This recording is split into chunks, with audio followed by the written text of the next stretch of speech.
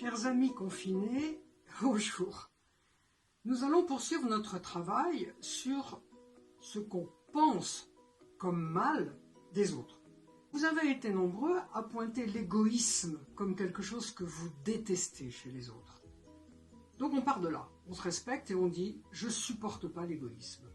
Si je ne supporte pas l'égoïsme, ça veut dire que je cherche à être l'inverse d'un égoïste. Être l'inverse de l'égoïsme, on peut par exemple dire que c'est chercher à être dévoué. C'est-à-dire penser aux autres, m'intéresser aux autres, être altruiste. Fort bien.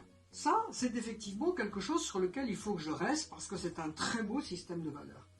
Et pour rester sur ce système de valeurs, je vais avoir tendance, consciemment ou inconsciemment, à amplifier ce comportement, comme disent les jeunes, à en faire des caisses.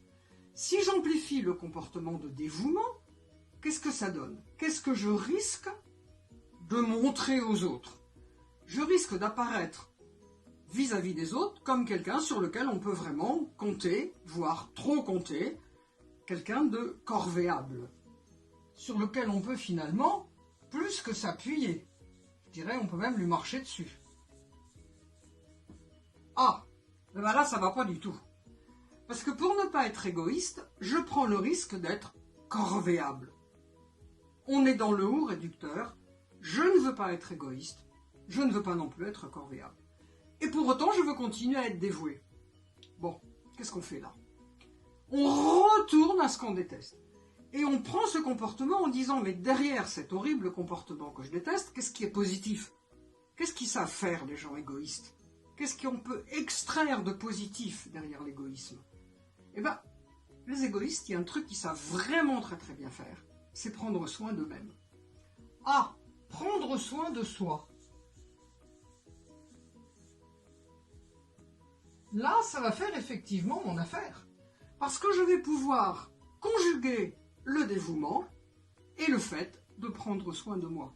Ces deux positions sont tout à fait compatibles. Je peux à la fois être dévoué et à la fois prendre soin de moi.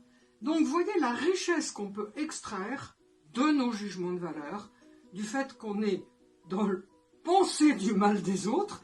Qu'est-ce qu'il y a de positif, le trésor qu'il peut y avoir derrière le fait d'avoir, j'allais dire, le courage d'oser se regarder en face quand on pense du mal des autres. Donc je peux effectivement être dans le dévouement et dans le fait de prendre soin de moi. Eh bien, je vous remercie et à bientôt.